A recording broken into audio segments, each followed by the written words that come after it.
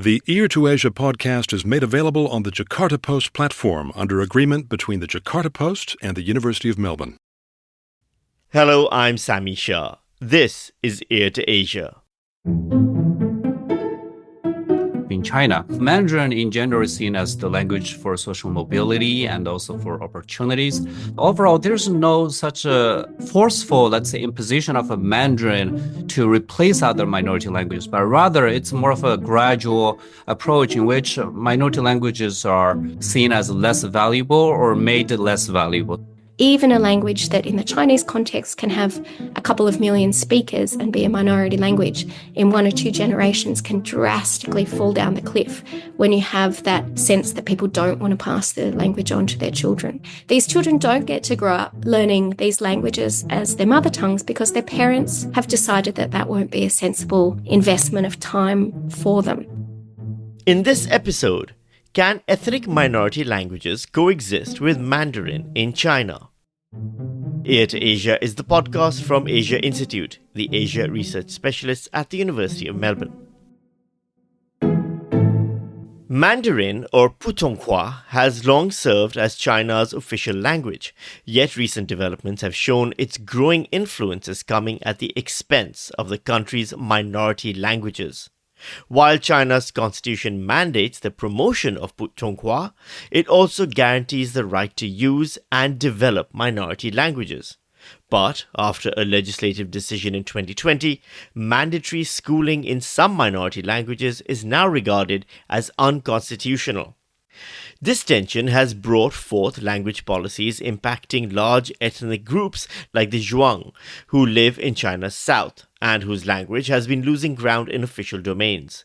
Concerns have also arisen about the effects of language policy on linguistic diversity in regions like Tibet. Underpinning this trend are concepts like the pluralist unity model, which ostensibly seeks to balance ethnic diversity with natural cohesion. However, the growing push to cement Putonghua's dominance in education and governance marks a clear shift in China's linguistic landscape. So, given that Mandarin is indisputably the dominant language of the nation, why is there an apparent need to further strengthen its positions vis-à-vis minority languages? What are the real-world impacts of China's Mandarin-first language policies on ethnic minority communities? And what will it take for minority languages to thrive alongside Putonghua in China? Joining me to examine the impact of government policies on minority languages in China are researchers of linguistic diversity, Dr. Lajia Tu from Asia Institute and Dr. Alexandra Gray from University of Technology, Sydney. Welcome to Ear to Asia, Lajia and Alex. Thank you for having me. Such a pleasure to be here, Sami. Alex, let's start with you. Before we get to minority languages, can you please give us a quick overview of China's ethnic minorities? Of course. And I think this is a good place to start because it's not necessarily something that people outside of China, say here in Australia, know much about at all. But if we think about China just as a physical space, it's much bigger than, say, Europe. So, of course, if we start to think, we can anticipate that there might be quite a lot of diversity in the histories, the origins, the cultures, the languages of different groups of people there. And indeed, that is the case. And so when the nation we now know as China formed itself after a period of civil war and tension in the middle of the 20th century, the government, through its constitution and other policies, set up an official recognition of not just the ethnic majority, which is called the Hanzu or the Han group, but 55 recognized other peoples. And they are predominantly, at that point in time, being recognized because they have cultural and linguistic differences from what's seen as the majority or, if you like, the mainstream. And so these 55 minorities in Chinese, they're called 少数民族 or small number minorities, have a certain legal status. And then coming to the issue of languages, of those 55, 54 of them were recognized as having an official language for their own group. So, how many minority languages are currently spoken and viable in China? Look, this is a really difficult question to answer, Sami, although it's also a really sensible question. Of course, people want to know this. So if we think of those 55 minorities that I just explained, together their population is about 8 or 9% of the national population. However, it's very hard to get data, first of all, on who amongst those minority peoples speaks what is recognized as a minority language. And then even in the cases where we do have data on language being spoken, it's a further challenge to get data that properly reflects how often or when or with whom people speak those languages, how fluently, how comfortably, whether they write those languages as well. And then also, I think it's really important to remember that despite this very rigid state organization of peoples into groups and languages to go with peoples, there are people from the majority who grow up speaking what we think of as minority languages because that's the main language in the village or the town where they grow up. So there's not necessarily a one-to-one correspondence between the number of people in the minorities and the number of people speaking those languages and then the number of people speaking those languages as their sole language. So to put this in a bit of a grounded context, to give an example, the language that I've done a lot of my own research on is called Zhuang. It's a language that originated in that part of South Central China that's sort of above Vietnam and near Thailand. And for that language, we have data from around the turn of this century. So data from around the year 2000, and that's the most recent I can find reflecting this sort of information, saying that about 53% of the people who are technically in the Zhuang population in what's called the Guangxi Zhuangzi Autonomous Region were speaking Putonghua, so that is the national Mandarin language. But only 20% of that same group, so only 20% of that Zhuang ethnic minority in that area at about the same time were monolingual. Okay, so the majority of people, at least in this example of the Zhuang, are multilingual, bilingual, maybe trilingual, even quadrilingual. So people are speaking, and this is not just in South China, people are speaking both ethnic minority languages and the national language, which we call Mandarin, but it's called Putonghua. And then also a whole range of other Mandarin dialects that don't have that official status as the national official version of Mandarin. So in fact, there's enormous linguistic diversity going on. And that means both at a societal level and an individual level, there's a dynamic, there's, if you like, a sort of allocation of which language, where and how much and at what point in everyone's lives. Lajia, historically, how has the Chinese Communist Party, the CCP, viewed ethnic minorities? Thank you for the question. Yes, historically, the Communist Party of China has seen these minority groups, as Alex said, 55 ethnic minority groups, along with the Han majority group, as a big part of what makes China's culture so rich and diverse. So they call China as a multi-ethnic country, and it has come up with different ways to support these minority groups in schools and in the media. For example, in certain ethnic minority groups, there are bilingual schools which incorporates ethnic minority language along with the Mandarin in their instruction in the classrooms. And also there are media such as radio broadcasts and televisions that has bilingual programs. There are minority language programs. Of course, there are Mandarins, but there are televisions and radio stations that are dedicated to minority languages that usually have programs that focus on the minority culture and the language and their literature and all aspects of their lives, and also, of course, the state news. Historically, I would say China has seen these as a very important part of their family. They call this the family of a Chinese nation, in which Chinese called 中华民族, right? 中华民族 as a big umbrella term that includes all these 56 ethnic groups, including Han Chinese. And as Alex said, that Han Chinese actually makes up about 92% of the population in the nation. So that's a super majority. And all the other 55 ethnic groups make up only about 8 to 9%. That's the latest statistics that we can get. So that's a very quick overview of historical approach to ethnic diversity in China. Yeah. So, does that change from autonomous regions versus Han majority provinces, the approaches that the CCP might have towards the transmission and use of minority languages?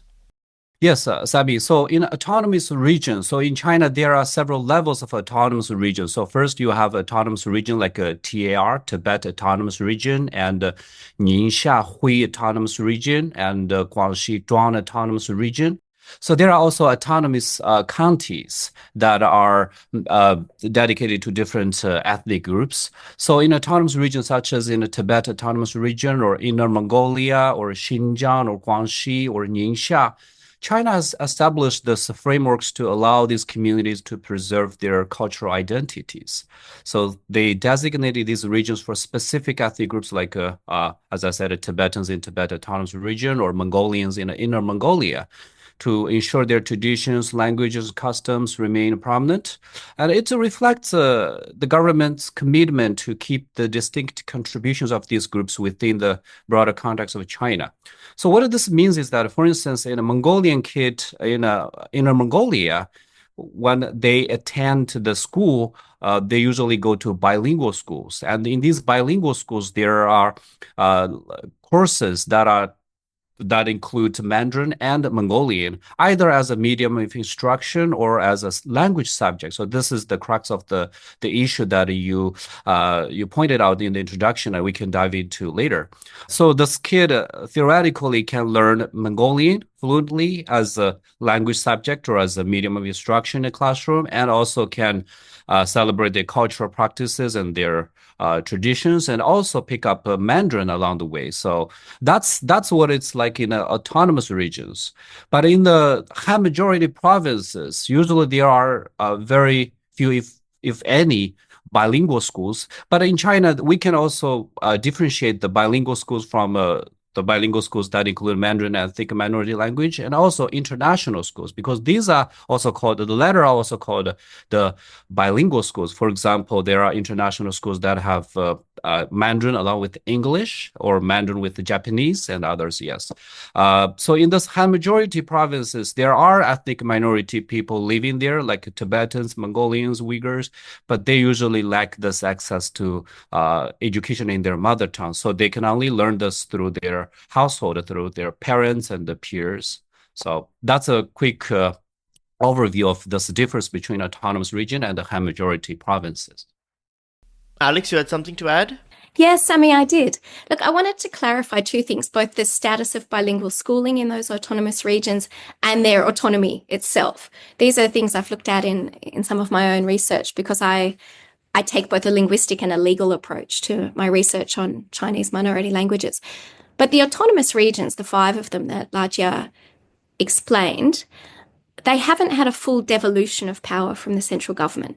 There is a mechanism set up to do that, but it's never been completely executed. It's been blocked continually at the highest level for, some 20, 30 years.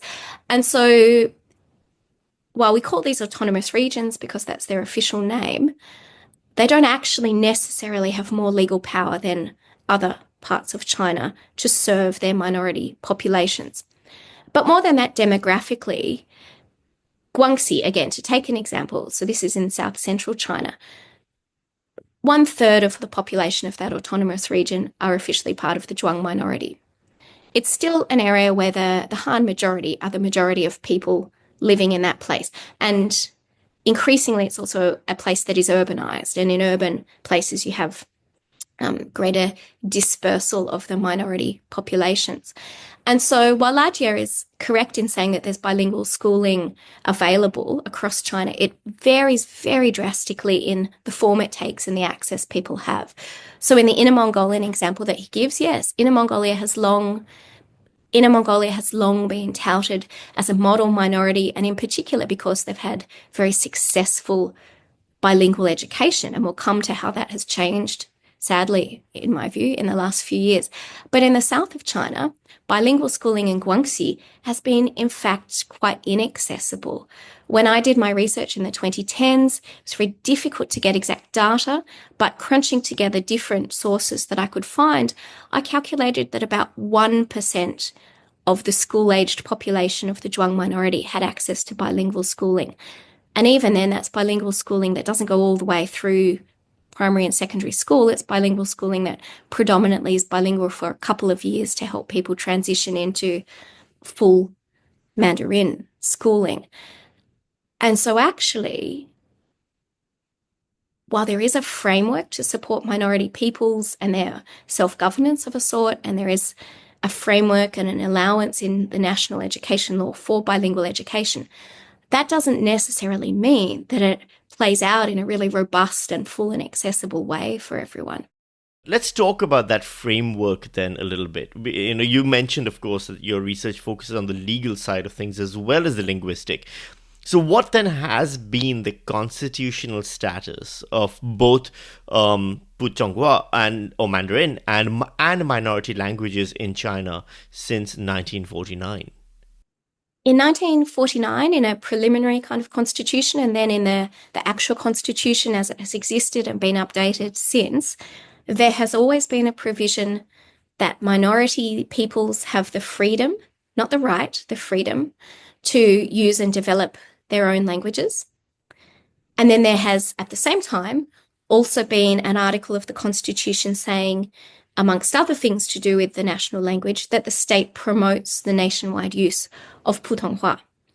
And then since 2000, there's also been a really important piece of national legislation. So it's not the Constitution, but it's a nationwide, very important piece of legislation about what's called the Common Spoken and Written Chinese Language.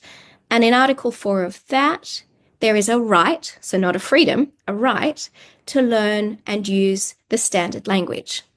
So we have at the high level a really strong, not just status for standardized Mandarin as the national language, but a right to access it, a right to use it, and an obligation on the state to promulgate it. And that stands alongside, uneasily, this legally weaker and in practice not always fully fleshed out freedom to use and develop minority languages. Can you just kind of expand on that a little bit? What's the difference there between the right versus the freedom? Yeah. How does that pan out? Look, in general terms, a right is something that can be advocated for or used, to sort of prompt expectations of the state more than a freedom. The way it plays out, particularly, is the way, say, in the decision I've recently written about and the article that underpins, I think, my invitation to this podcast, a really high-level important legal body called the 法律工作委员会, or the Legislative Affairs Commission, undertook a review on the constitutionality of certain regulations that were regulations setting up bilingual schooling in parts of China. And this was in 2020, right? So this review was in 2020, and then it came out in a report in early 2021. And in that report, they determined that, in fact, these bilingual schooling regulations offended the constitutional necessity for the state to promote the nationwide use of Putonghua. So they're using that constitutional protection of the national language to invalidate bilingual schooling regulations, even though bilingual schooling regulations, these particular ones, had been in existence already uncontroversially for some years prior, and even though the national education law specifically allows for bilingual schooling.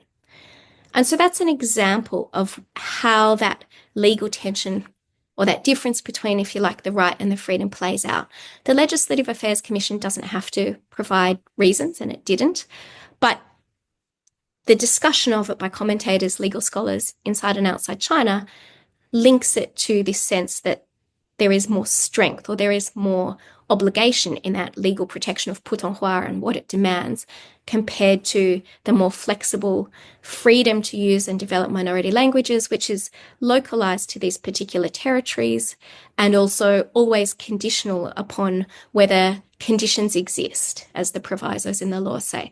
So those might be economic conditions, those might be demographic conditions that mean that local governments can say, well, conditions no longer exist, so we don't really need to put this freedom to develop the language into any concrete form. So, is it fair then to say that minority languages are being preserved, but that preservation is symbolic, but they are also simultaneously being marginalized on a functional level? Totally. I think that's a very good way of saying it. And what I would add to that is that while they're being preserved, and not without some expense, I mean, there is an enormous amount of resources going into documentation and archival of linguistic diversity in China at the moment, both for Mandarin dialects and official minority languages. And that, of course, is done with a great deal of effort by the people involved. That is primarily done to make a sort of record, a relic, so people don't forget what the linguistic diversity was or what the languages were. That's quite different from setting up the conditions of life where people can and want to, are compelled to, or are encouraged to use multiple languages and to pass them on to their children. So in my work, I talk about this as a kind of nationalization of linguistic heritage. It becomes documented, it becomes archived, it becomes used in museums, and it's not necessarily accessible for minority peoples going forward, both in a functional sense, maybe people no longer learn to speak or read that language, so what are they going to do with that archive? But also it's not necessarily accessible as a social resource for them to identify with. It no longer is as closely connected to them and their own people. But it is, by contrast, then a resource that others, like local governments, can use for things like place branding. So it's really shifting, if you like, the power, the control, the embodiment of these linguistic resources. Alex, as language policy goes, then China also implemented the Yubao or linguistic treasures policy in 2015. What is that, and how does that fit with the 2020 review recommendations? Yeah, thanks for that question, Sammy. So in fact, what I was talking about just now, this mass effort to document and archive and preserve languages in China, that is the Yubao policy from 2015, language protection policy. It plays out differently for some languages, not for minority languages, at least as far as my research has found.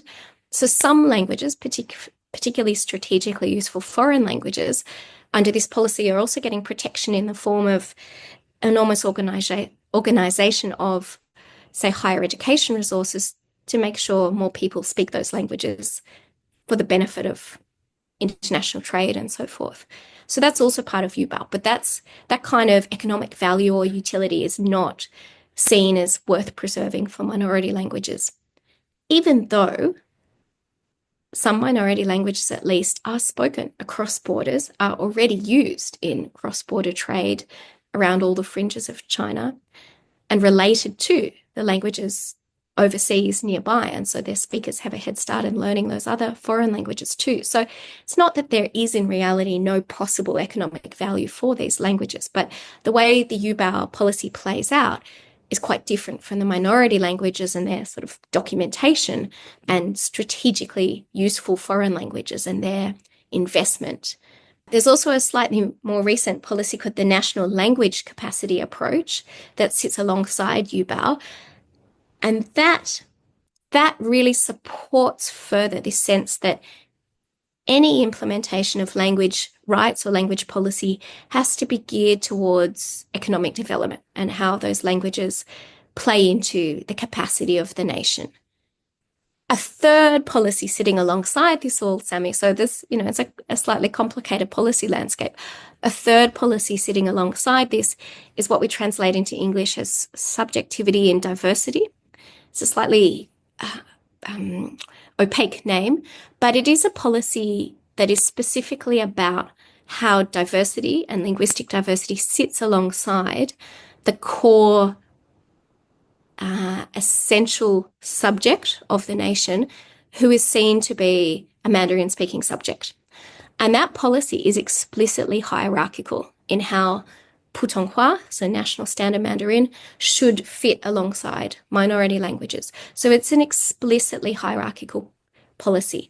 So in the past, the kinds of things that Lajiar and I have been talking about have always had a sort of inherent hierarchy between the languages, but this is a new policy that makes that hierarchy and that intention to continue to maintain a hierarchy between the languages really explicit.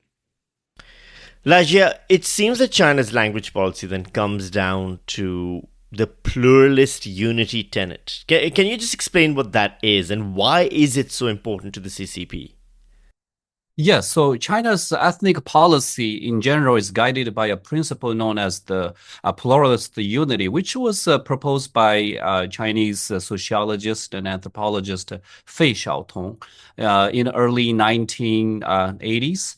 And it is started as an academic term in his research about ethnic minority areas in China. But since it serves as this foundational concept in managing the country's linguistic and cultural diversity among ethnic groups. So, the pluralist aspect of this principle refers to this acknowledgement and appreciation of this diverse languages and cultures that are present in China among the ethnic minority populations, such as Tibetans in the western parts of China and the Mongolians in northern parts and the Zhuang in the southern regions. So it emphasizes the importance of these distinct linguistic traditions as valuable components of China as a nation, and it's also part of this 中华民族, right, Chinese nation. And conversely, the unity component focuses on how to foster a cohesive national identity that binds these diverse groups together and ensure that all communities integrate into this broader family of Chinese nation. So as Alex has mentioned that this is not, let's say, pluralist and unity. It's not equal, let's say, equally weighted. Rather, there's an emphasis on the unity part of this pluralist unity tenet or this approach. So, for example, in schools in Tibetan areas or in other parts of China, Mandarin is often prioritized over other ethnic minority languages. And this also raises this question of how these minority languages are used and supported by the government. So, to begin with, China has largely officially recognized one language for each ethnic minority groups. But that's very different from how linguists and linguistic anthropologists and language researchers see this. So, for example, in Tibet, usually we think that Tibetans speak Tibetan, of course, that's their mother tongue, their native language. But some scholars, such as Gerald Raj from La Trobe University, has studied this linguistic diversity within Tibet, and he and his co-authors have identified more languages, for example, like Manikaja, which he specializes in. And so for him, Tibetan language is also a dominant language within this minority areas. For example, it marginalizes other minority languages within this minority community. And in schools, in the public schools in China, all the schools are public in ethnic minority areas. They only provide this bilingual education in Mandarin and the officially designated ethnic minority language. So, for example, in Tibetan bilingual schools, it's usually Mandarin along with the Tibetan, but there are no instruction in other, let's say, minority languages within the Tibet. So that means that when a kid goes to school and learns these languages, usually it's the national language along with the more, let's say, dominant or language that represents the ethnic group as a whole, but not necessarily the language that speak at home. And within Tibet, there are other languages and varieties. Varieties are languages that are sometimes called as dialects, but strictly speaking, they can be linguistically different. However, I also have to emphasize that the status of these language use or how widely they are used in a social context and education varies a lot across China. So, for example, in Zhuang communities, as Alex said, that some of these languages they are in the state of endangerment, and they need this documentation and protections to really keep them alive.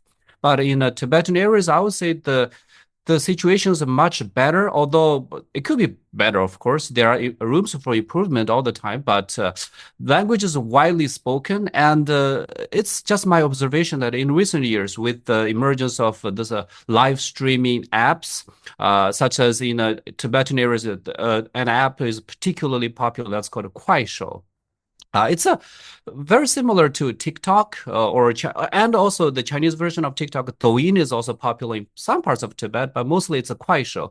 And on Kuaishou, as a frequent user myself, there are many Tibetans who sell stuff. They perform arts and music, and they also speak in a Tibetan. And that has actually generated more enthusiasm among the Tibetans who are who are very addicted to these social media platforms. So I would say that in the past, you learn Tibetan with at the household, in your communities, and then at the schools. But now we also have this virtual platform which provides them with this the space. But that's that might not be the case in other areas, such as in Zhuang and other let's say communities. But in Tibet, yes. So that's the case. And go back to your question. So this pluralist unity is seen as a very crucial, and it's to the outsiders, it sounds that China does appreciate diversity and this the pluralism among its ethnic groups in terms of language, culture, and traditions. But there's a huge emphasis on this unity, and some scholars might argue that there's actually a directional approach that is from a pluralism to the one body of unity, and the purpose is really to integrate all ethnic groups into the big family of 中华民族 or Chinese nation. Yeah, that directionality, Lajia, or that sort of assimilationist tendency really comes to the fore at different periods of history and then fades away again. And I mean, most recently, say for the last 15 or so years, scholars in this space have particularly noticed that focus on unity, particularly when it comes to linguistic issues, has been to see multilingualism or the use of languages other than the national standard as a security threat, almost as a sort of a will to separatism, which is pretty extreme and a little, maybe we could say hypochondriac if you want to take that metaphor. And that's not the view of all local governments all across China, but definitely there is that increasing tendency. I've called this in my own work, this mistaken conflation of homogeneity with unity. But I think it might also be fun at this point, or interesting, just to remind listeners that China's not totally alone in this. A lot of these aspects of language policy, these problems, these dynamics, they resonate in other parts of the world too. This aspiration to monolingualism is, something we encounter in Australia and something people are talking about right now in the US. But also just this pluralistic unity, this concept, or in Chinese it's 多元一体. That's almost exactly the motto of the European Union as well. So this sense of an identity as, a national or a sort of a group identity as a diverse body, that's not new in China, or that's not unique to China. And then the ongoing dynamism or the ongoing tension that it creates to be both a unity and diverse, that also is not unique to China. You're listening to Ear to Asia from Asia Institute at the University of Melbourne. And just a reminder to listeners about Asia Institute's online publication on Asia and its societies, politics and cultures. It's called the Melbourne Asia Review. It's free to read and it's open access at melbourneasiareview.edu.au. You'll find articles by some of our regular Ear to Asia guests and by many others. Plus, you can catch recent episodes of Ear to Asia at the Melbourne Asia Review website, which again you can find at melbourneasiareview.edu.au. I'm Sammy Shah, and I'm joined by researchers of language diversity, Dr. Alexandra Gray of UTS and Dr. Lajia Tu of Asia Institute. Alex, we've been talking so much about Mandarin over the minority languages and how much it has been sold or justified to the public. How is that done? How is the public, particularly those who practice minority languages themselves, being convinced of the value of Mandarin? The main ways, I would say, are through creating economic avenues where Mandarin is what gets you economic value. And part of that is the job market, and part of that is education and higher education. And laws and policies are used in regards to both to prioritize credentials or instruction or use of Mandarin. And increasingly what we've seen is even the use of law to create exclusive domains for Mandarin. So before I was talking about the Legislative Affairs Commission and their decision that certain bilingual schooling regulations were unconstitutional. But then a couple of years later, in 2023, they also declared that certain regulations that gave preferential local government positions to people who passed their civil service exam in a minority language, they were also unconstitutional. So that's an example of closing the spaces in which you can make a living for yourself through your minority language skills. And so that, in a nutshell, or in the broader context of a nation where economic development is really always like the key value, that is something that is sold not just in language but across the board as sort of the mission of China and what the government does for its people, in that context, it's the economic value of Mandarin that really sells it to people or compels people or gives people really very little choice, whichever way you want to put it. Yes, I like to add that I think the word choice is really the key here. So Mandarin in general is seen as the language for social mobility and also for opportunities.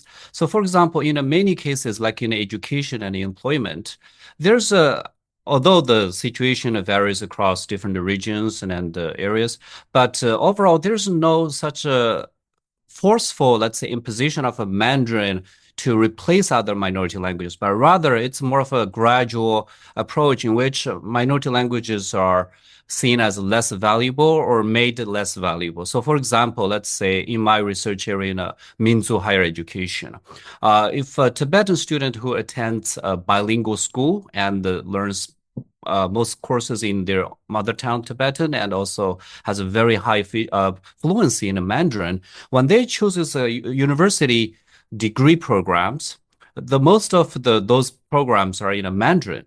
So they have to really give up their minority language to apply to those degree programs that are exclusively in Mandarin. But there are also other programs, degree programs at higher education level that provide some forms of instruction in the minority languages, and those are usually in the Minzu universities. But if you know this higher education landscape in China, Minzu University, it's a very hierarchical, let's say, education system in that there are first tier universities, second tier, and a third tier. And the Minzu universities, except the Central Minzu University in China, is usually in the second tier. So that means if a Tibetan student insists that they want to learn Tibetan in a university classrooms, they have to go to Minzu University and they have to pick from a very narrow, let's say, specialized areas or majors.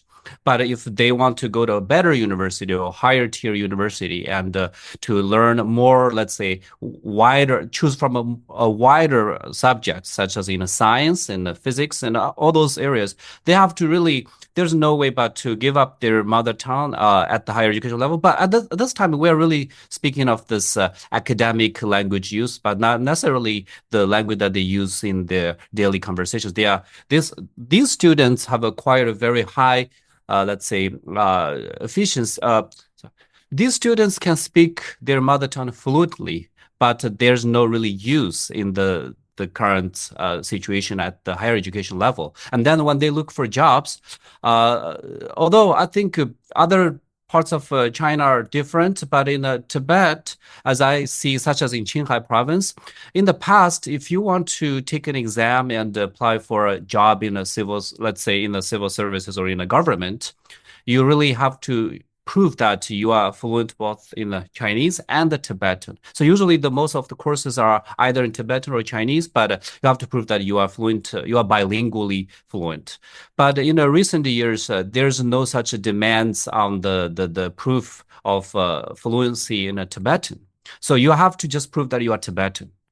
Ethnically. So, but that doesn't mean that you have to speak a very good Tibetan. And that I'm not saying that the Tibetans would decide or make decisions on whether they attend a bilingual school or Tibetan medium instruction just purely based on the employment, but that does have this washback effect. So for some Tibetans, when they see that, oh, if I go to Tibetan medium instruction and learn Tibetan well, but not so much focus on the Mandarin, that there's less opportunities at the university admission.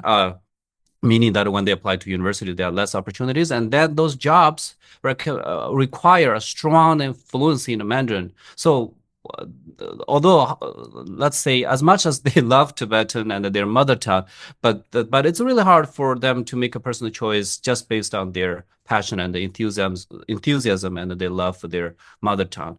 So that's why I think I would say that it's really about choice, and or rather it's a limited choice that forces these students to naturally give up, or let's say, or pay less attention to their mother tongue. However, I would also just repeat what the point that I mentioned before. That is, Tibetan language can be also language of entertainment and for social interactions, and that's exactly what's happening in Tibet. At least from my observation, that is in the live, let's say, live streaming social media platforms like Kuaishou. Tibetan is such widely used. For example, one of the bloggers that I follow, he has more than 1,000 simultaneous viewers every night for his live stream, and he talk about Tibetan literature, history, and culture.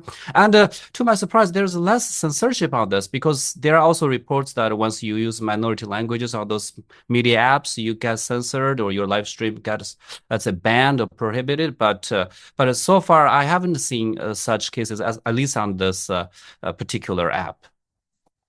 Laja, just to take your point there a little further, it's really important to think of then the next generation. So we still have people in China growing up with a mother tongue, or at least a familiarity with a minority language in some contexts. Those people are reducing in number, but they still exist. But as you've pointed out, these economic imperatives or incentives are not there for them to pursue that language much and in important domains in their adult lives. And those people often then choose not to pass on their language to their children at all. And that's where it's an issue of having no choice at all. These children don't get to grow up learning these languages as their mother tongues because their parents have decided that that won't be a sensible investment of time for them. And some maybe never regret that, but certainly some do. And certainly that is the way that intergenerational transmission breaks down on such a rapid scale that you get a shift away from a language, even a language that in the Chinese context can have a couple of million speakers and be a minority language in 1 or 2 generations, can drastically fall down the cliff when you have that sense that people don't want to pass the language on to their children. Well, let's talk then about the Zhuang people. Alex, you've written about them. They reside in the Guangxi Autonomous Region in southern China. Can you give us a quick account of this ethnic group and the languages they speak, and then how has China's policies affected their language communication? Sure. So traditionally, Zhuang language originated in south central China. Over the course of the 20th century, the people who spoke Zhuang came to be territorialized in the Guangxi Autonomous Region, and then an autonomous prefecture and an autonomous county in the neighboring provinces. No longer do those people necessarily always live in those areas because, like everyone in China, they participate in this enormously high level of internal migration. Some of it permanent, some of it temporary.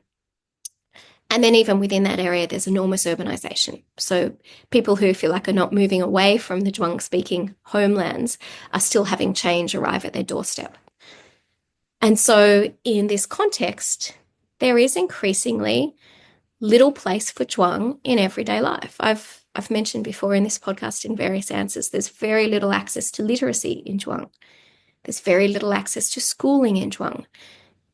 If we look at the built environment, there are very few cues that prompt people to use Zhuang or to think that Zhuang is in place in that area. And that's something I write a lot about in my own work. And so there is increasingly a sense that Zhuang is displaced even from its homelands, but also relegated to them. The way we're talking about it, the way the legal system talks about it, it's as if Zhuang can only be legitimately spoken within these areas of south central China. So once people move out of them, they have no legitimate expectation of any linguistic protection or support.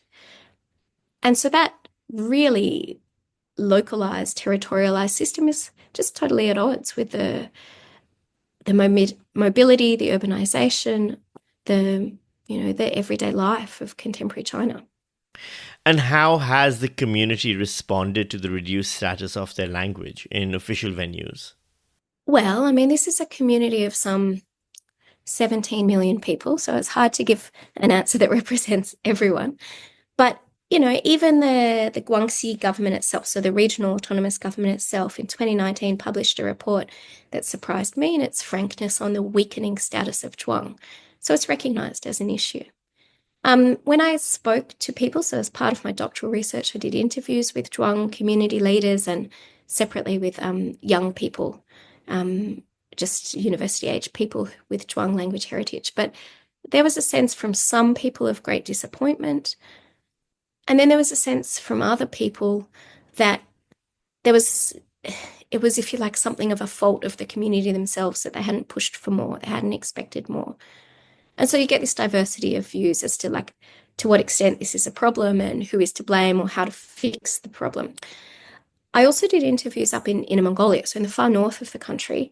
And just to give a really, sort of, I think, telling little example of how some people can feel about this, I sat down with a group of language officials who had retired, Mongolian language officials. So they were passionate enough about Mongolian language to have made it their work, their life, but they hadn't passed it on to their children. They had raised non-Mongolian speaking children.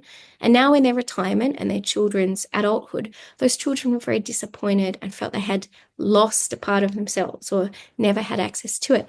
And those retirees told me that they felt really regretful about the decision they had made. And so that is also a scenario that can happen where, a community can respond to this by feeling like, well, what can we do? Or whose fault is it? Or, we just need to get ahead. It's a pretty poor part of China. And yet at the same time come to also feel like regretful or mournful that they've lost something. And so the question I take away from that is that, is it not possible for policy to make people both richer and bilingual? Why does it have to always be a trade-off between a minority language and getting ahead in the world? Well, that really does then raise the question, and I suppose this goes to both of you. And Alex, I'll come to you first. The process of migration and demographic shift often results in a shift by speakers away from the languages of their ethnic backgrounds or ancestral homelands. That's a natural thing that happens.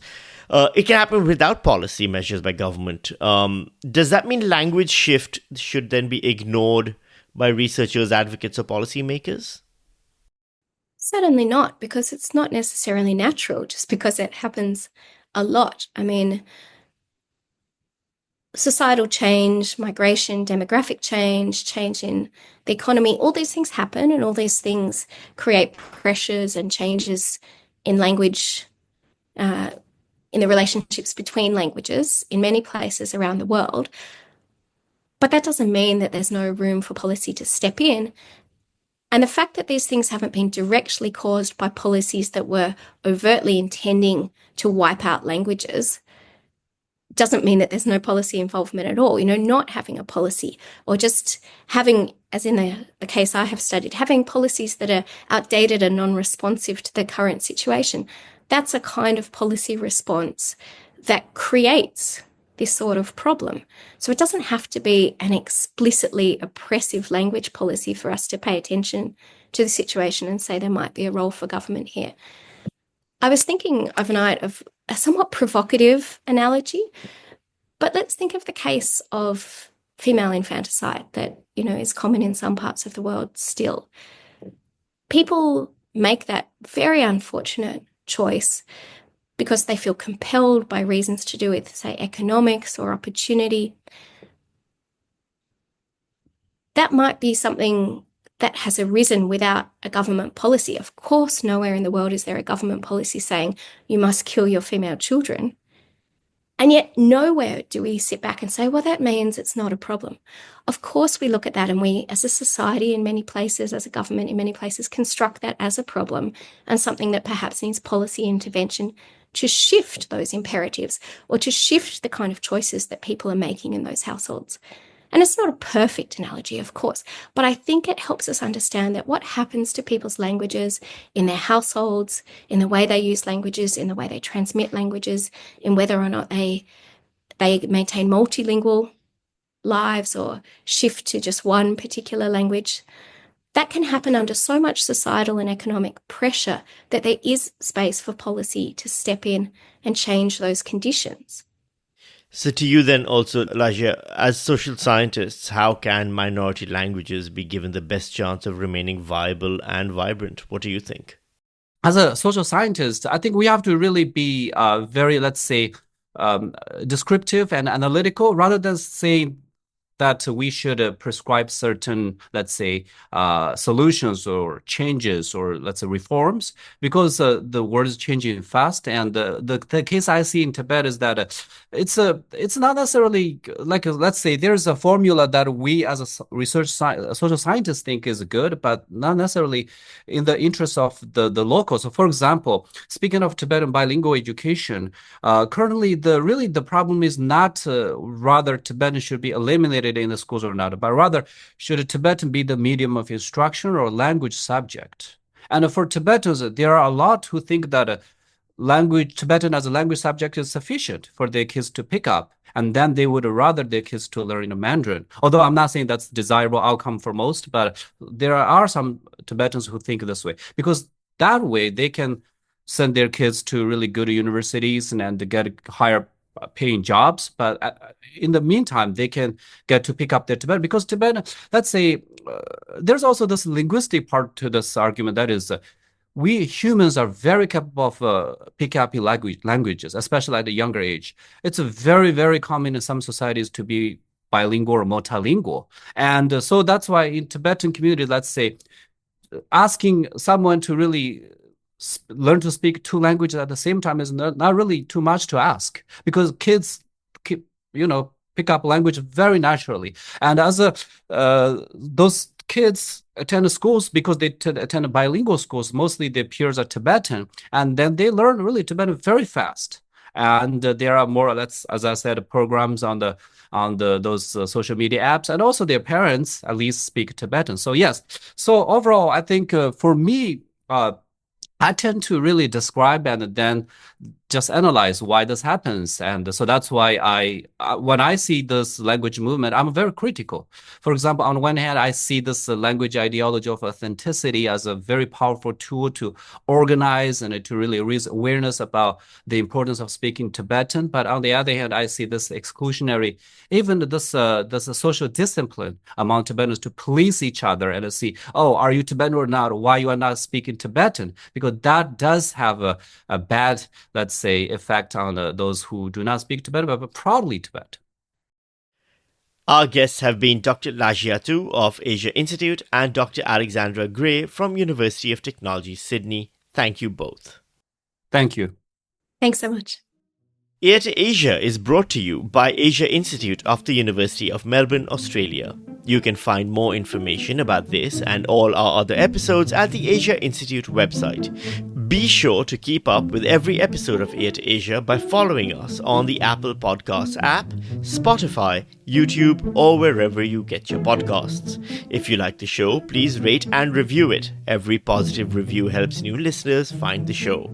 And please help us by spreading the word on your socials. This episode was recorded on the 19th of March 2025. Producers were Kelvin Param and Eric Van Bemmel of profactual.com. Ear to Asia is licensed under Creative Commons, copyright 2025, the University of Melbourne. I'm Sammy Shah. Thanks for your company.